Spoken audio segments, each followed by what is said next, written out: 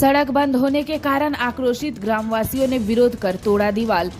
Andal block के खांद्रा गांव के सिवतला से सड़क उखड़ा गांव के शुकोपुकुर गांव के निकट विमान नगरी सड़क से होकर गुजरती है। दूरी कम होने के कारण उखड़ा, खांद्रा और आसपास के इलाके के लोग रोजाना इस सड़क से आना जाना करते हैं, लेकिन बुधवार को विमान सिटी के अधिकारियों ने सड़क को दीवार से घेर दिया, जिसके बाद स्थानीय लोग भड़क उठे और गुस्से में कुछ लोगों ने तो सड़क पर बने दीवार का एक हिस्सा तोड़ दिया। वहीं इस मामले को लेकर खांद्रा ग्राम पंचायत के उप प्रधान आशीष भट्टाचार्य ने कहा कि उन्होंने इस विषय में वीडियो से चर्चा की है और उन्होंने कहा है कि वैकल्पिक सड़क का निर्माण कराया जाएगा। इसके साथ ही उन सड़कों पर स्ट्रीट लाइट भी लगाई जाएगी।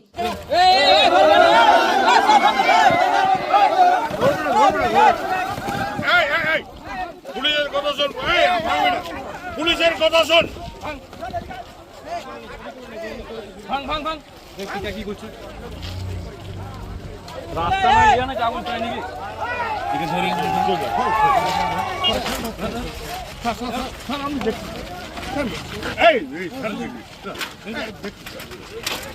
কেন এগুলো পুলিশের কথা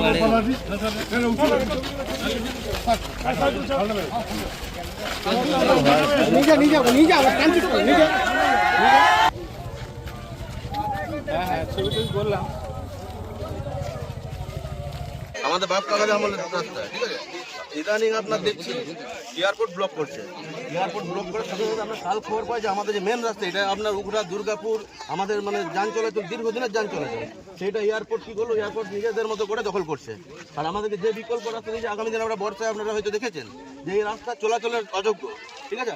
আমাদের প্রশাসনের কাছে দাবি যে এমনকি এইটা আপনার জেলা পরিষদ থেকে রোড হয়েছে, ঠিক আছে। তো আমাদের প্রশাসনের কাছে দাবি যে আমাদের দীর্ঘদিনের রাস্তা আমরা রাস্তা চাই। যদি এই রাস্তা যদি বন্ধ হয় তাহলে আমরা আরো বৃহত্তর আন্দোলন আমরা যাবো, রাস্তা আমরা বন্ধ হতে দেবো। প্রশাসনের তরফে যে বিকল্প রাস্তার কথা বলা হয়, বিকল্প রাস্তা হইলে কেমন চান? বিকল্প রাস্তা দাদা আপনাদেরকে একটা ভালো রাস্তা দেওয়া, একটা খারাপ রাস্তা দেওয়া, ওটা কোনটা বেছে নেবেন? ভালোটা বেছে নেবেন। আপনি ওই অযোগ্য রাস্তা দেখুন, ওই রাস্তাতে আমাদের যাওয়া হবে না। আর আপনি বর্ষায় দেখবেন এতটা করে জল হয়ে যায়। এই মুহূর্তে গ্রামবাসীরা কি চায়? আমাদের যে রাস্তা ছিল দাদা, সেই রাস্তায় আমাদের চাই। আদারওয়াইজ না হলে আমাদের আন্দোলন চালিয়ে যেতে হবে, তাতে যা হয় দেখা যাবে। আশিস দিবস একটা সমস্যা তৈরি হচ্ছিল, কিছু যুবক এসে ওখানে ভাড়া দেওয়ার চেষ্টা করে। এটা মানুষের ভালোর জন্যই কাজটা করা হচ্ছে। আমরা আস্তে আস্তে একটা সমস্যার সমাধানের দিকে এগোচ্ছি।